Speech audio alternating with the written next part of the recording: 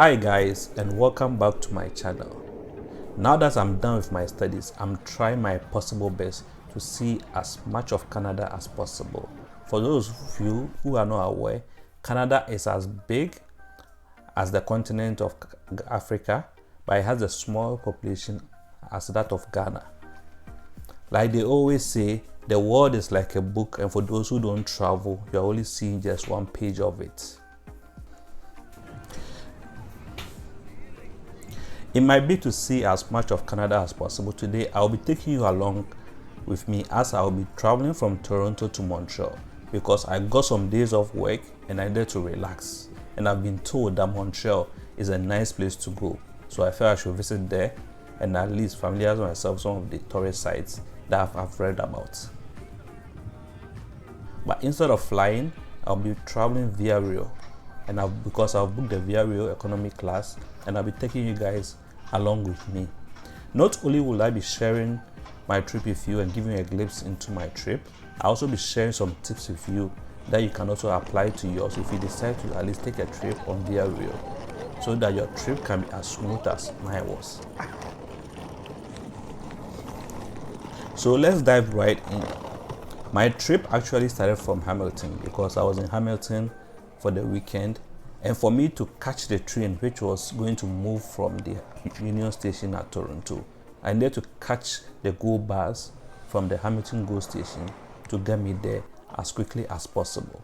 I decided not to drive because I didn't want to fall into any traffic and end up missing my train, because my train was actually scheduled to leave at 11:32, and because it was going to be my first time on the Via Rail, I didn't know whether these guys actually move right on time or their check-in actually closes on time. So the best option was for me to go with the bus, which I've actually used in the past, and I knew it was going to get me there right on time.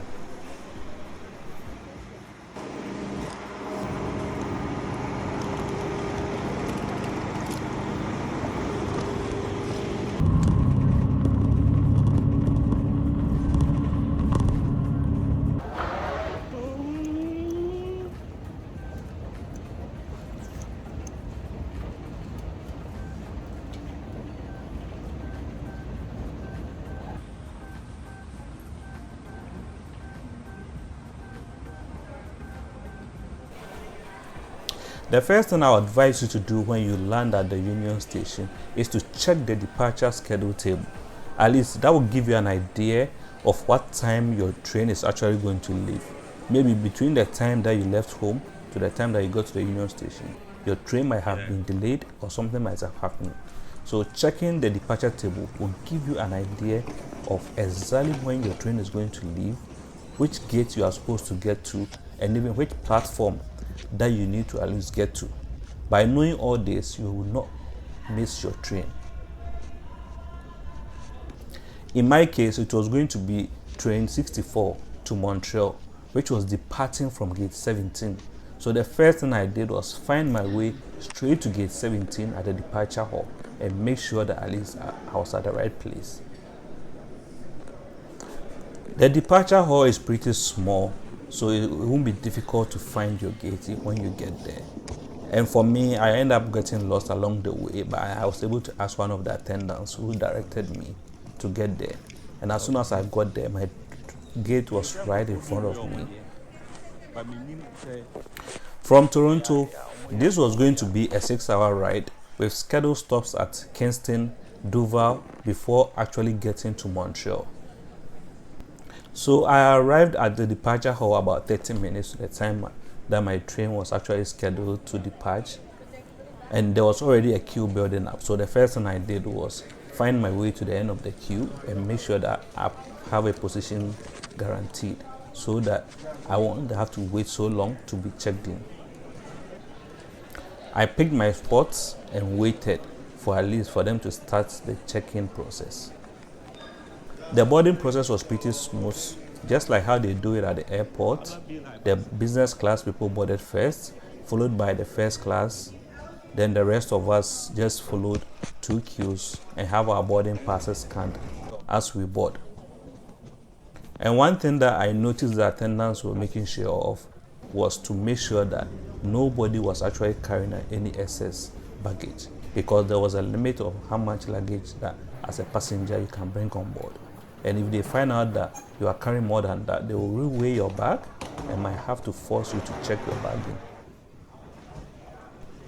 So we found our way through the check-in process to the platform, and on the platform there were staff actually there to guide you to the right car based on your boarding pass.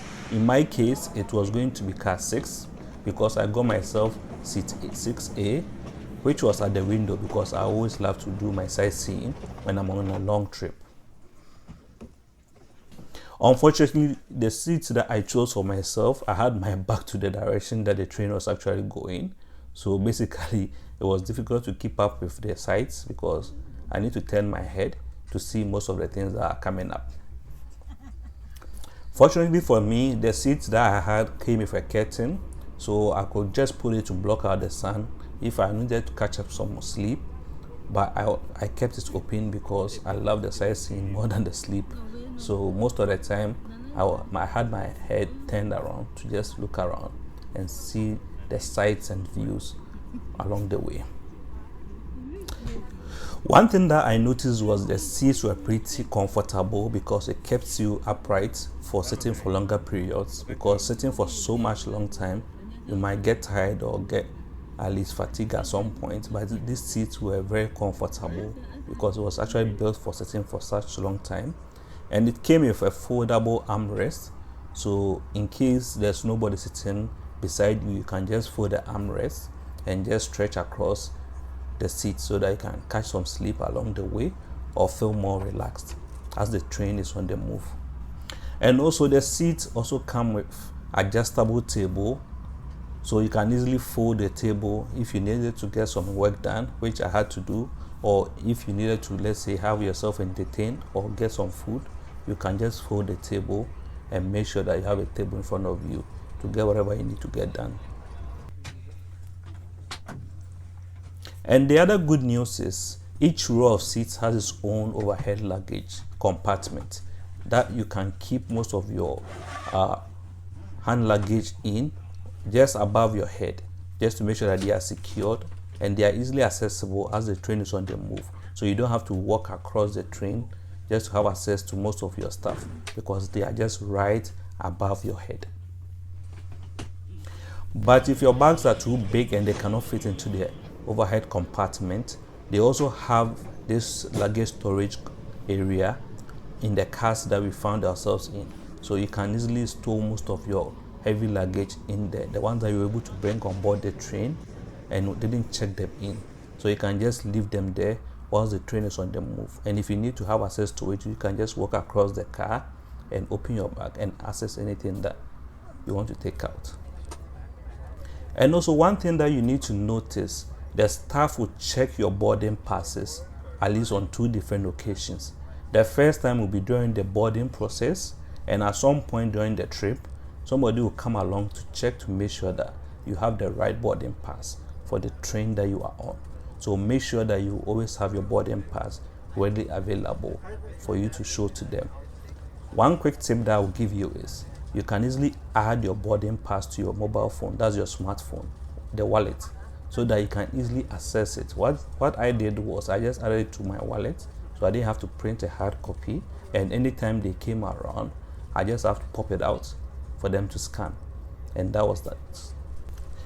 One thing that I would advise you to do if you plan to travel through Voyage is to try and book early for the best of deals, because one of the best ways to save money on Voyage journey is by booking your tickets as early as possible. Prices tend to go up as the travel dates get closer to the time that you want to travel. So the sure way to guarantee your tickets at the cheapest rate is to book as far in advance as much as possible. And sometimes you can also try and monitor the dates and keep an eye out and see which dates are much cheaper for the time that you plan to travel. In my case, I booked my ticket about 2 weeks in advance, so I got a ticket which was the journey to Montreal at about $79, and the return journey was somewhere around $72. But whether you are a first-time traveler or a seasoned traveler, on VRL. Here are some tips that at least I found out that can help you to save if you decide to travel on VRL and get the best deals as much as possible.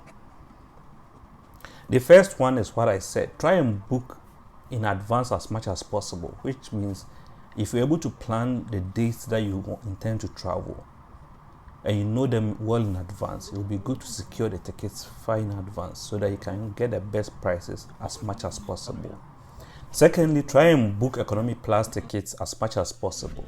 If you are not sure of the dates that you tend to travel, that's if your dates are very flexible, because those tickets tend to be very refundable and they are easily exchangeable at no service charge.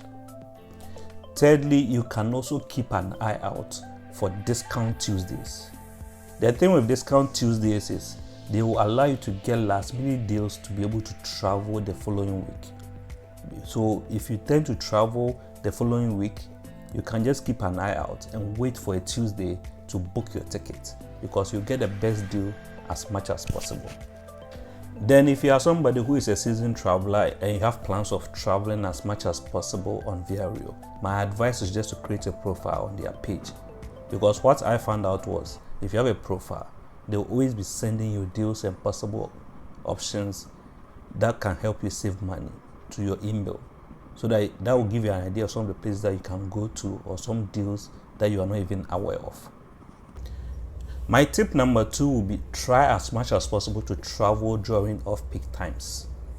That's off-peak travel times, and these tend to be during the weekdays and most times during times that maybe most people are not traveling. So opting to travel during the off-peak period, you might end up saving, because guess what? It's not during the holiday period, so most people are not traveling, and these people need to now fill the train, so they will give you the best price as much as possible. And also during the off-peak period, the trains tend to be very quiet, so if you are somebody who doesn't like much noise, you can get your peace of mind on that 6-hour journey whilst you're on your way to Montreal. And sometimes when you are lucky, during the off-peak period, most of these trains are not fully booked, so you can end up having like a whole row of seats to yourself, and there will be no people on it to just make noise, so you can easily get some work done. That's if you want to work on the road or maybe do something productive whilst you are still on the road. My third tip will be try as much as possible to pack light and smart. If you are going for just less than a week, there will be no need to pack more than one bag. So try as much as possible to pack light, because guess what? The tickets that you are buying, there will be a luggage restriction tied to it. And if you pack more than the amount of luggage that you need to carry, you might end up incurring extra luggage fees that you have to pay, which will end up making your travel cost more expensive than you actually thought. So just make sure to pack the essentials that you need whilst you're on your vacation, because trust me, the staff will always come around to weigh your bag, just to make sure that you are not carrying too much luggage than how much you are supposed to carry. In my case, my ticket that I bought came with one personal item, which should be at least 11 kg and must be able to fit under my seat. Then at least one carry-on item, which could weigh as heavy as 23 kg. Anything more than that, I was going to pay between $25 plus taxes per direction.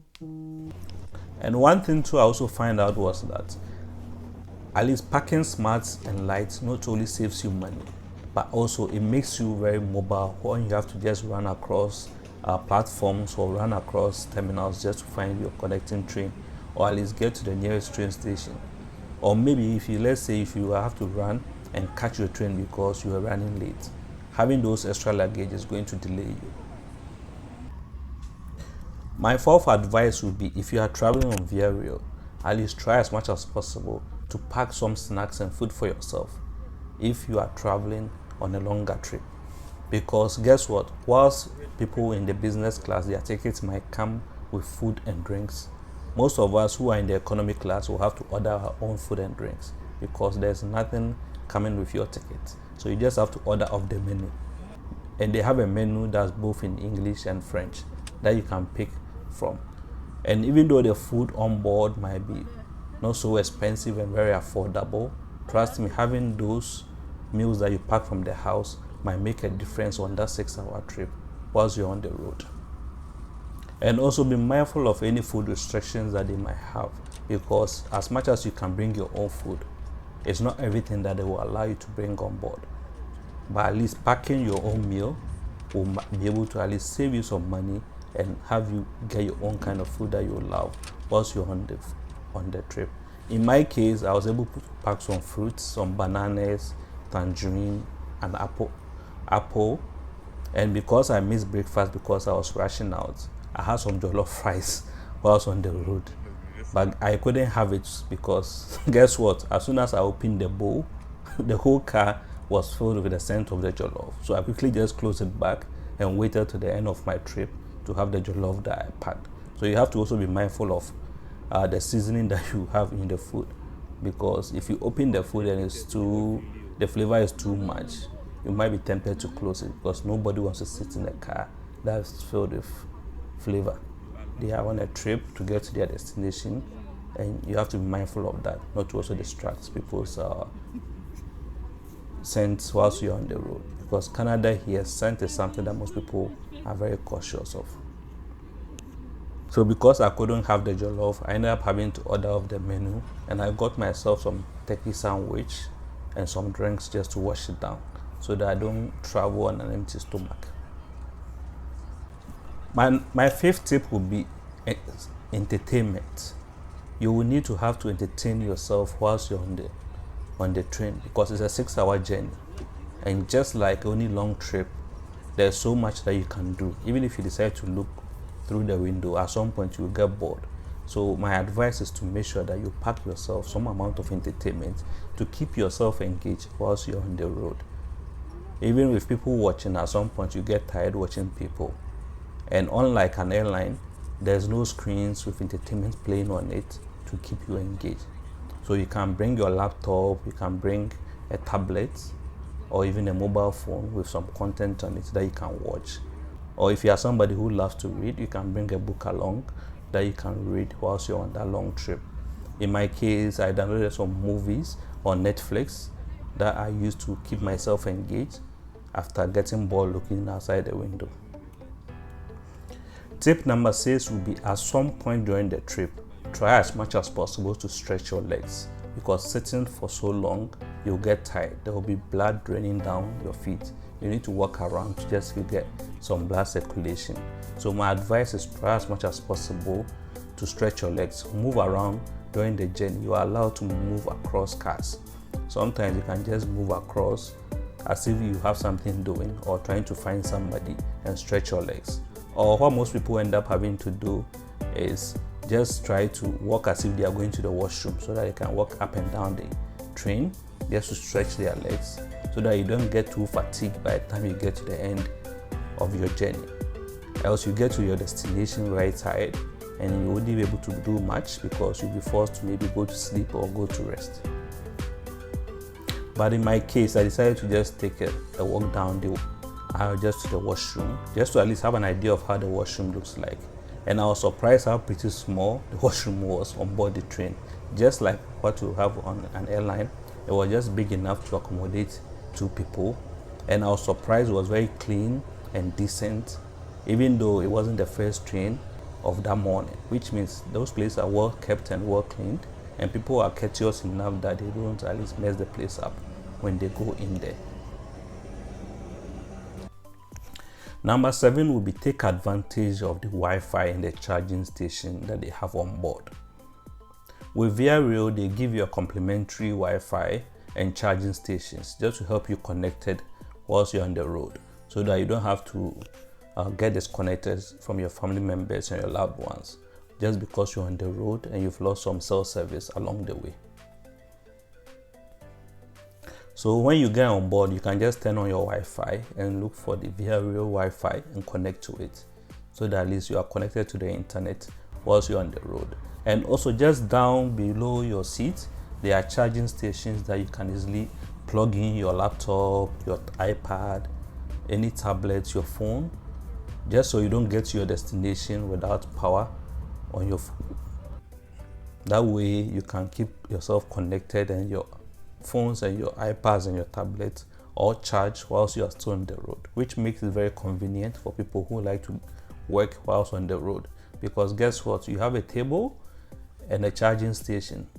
So it's like a working station for you whilst you're on a 6-hour ride to Montreal. Tip number 8 will be try and enjoy the scenery. Like I said, Canada is very big, and on like a 6-hour journey, there's so much to see whilst you're on the road. It will be good to at least have your camera out, see what's on the road, take some pictures of yourself and make some memories whilst you're on that trip. Because guess what? You can look back on them and relive all those memories. I was surprised about how much I saw whilst on my trip to Montreal, because the scenes were very diverse and I was really impressed. And it taught me that there was so much to see in Canada. So besides just staying in my province, I'm tempted now to see more of other provinces as much as possible. Tip number 9 would be, I would advise that you plan your arrival before you get to your destination. What I mean by that one is, at least have an idea of what you need to do when you get to at least your destination. How to find your connecting train to your accommodation, how you can even maneuver yourself. In my case, I would advise that at least familiarize yourself with at least the Montreal metro, so that when you get there, you know which kind of train you need to catch to your destination. Even if you need to request for an Uber, you know which gates you need to come out of to be able to request the Uber for you to be picked up. And if possible, you can even schedule the Uber pickup ahead of time, so that you don't have to wait for so long, because if everybody landing at the same time, there might be traffic on people who are at least booking the Uber, which will delay the amount of time that you'll be able to get access to your Uber. So you can book it ahead of time, so that by the time you arrive, they will be ready to pick you up. And if somebody else is picking you up, you can at least coordinate with them on when you get there, where they need to pick you up and all that. I'm saying this because before I arrived in Montreal, I checked on Google Map and it showed me that the place I was supposed to stay at was basically like a 7-minute walk. But I got there and I realized that I can't pull my luggage just along the streets just to get to my destination, even though it was a 7-minute walk. So I was forced now to book an Uber to get to my accommodation conveniently without having to inconvenience myself. And I was surprised about how much English people were prepared to speak, because everybody was ready to speak in French.